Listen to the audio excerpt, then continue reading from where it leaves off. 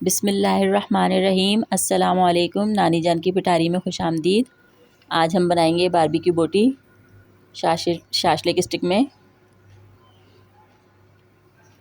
वैसे तो इसको सालन की तरह भी हम लोग बना सकते हैं पतीले के अंदर डाल के, लेकिन शाशलिक स्टिक में लगाने से ये होता है थोड़ी सी डिश जो है अट्रैक्टिव लगती है और बच्चों को इस तरह की चीज़ें जो है अट्रैक्ट भी बहुत ज़्यादा करती हैं। बच्चे इस चक्कर में खा भी लेते हैं ज़रा सही से, और अगर वो सालन की तरह बनाओ तो वो इतना शौक़ नहीं दिखाते खाने के लिए। और ये बारबेक्यू बोटी जो है हम बाज़ार के मसाले से बनाएंगे।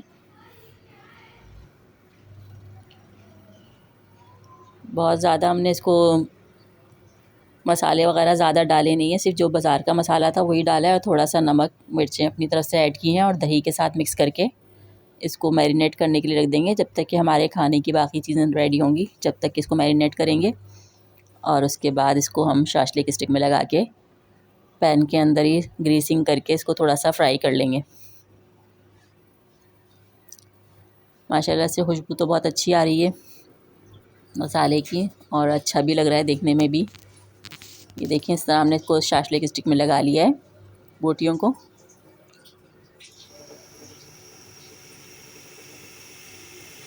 और इसको हमने हल्का सा ग्रीसिंग करके पैन के अंदर रख दिया है पकने के लिए,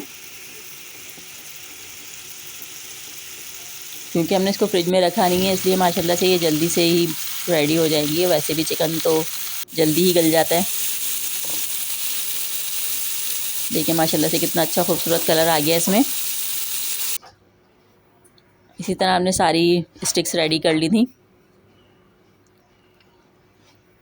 ये देखिए माशाल्लाह से हमारा खाना बिल्कुल तैयार है। आप लोग भी इस तरकीब को ट्राई कीजिएगा और बताइएगा कि हमें आप बताइएगा ये तरकीब आपको कैसी लगी।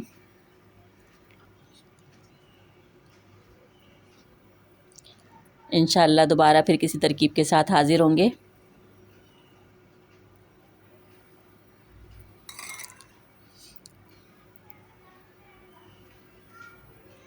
अल्लाह हाफ़िज़।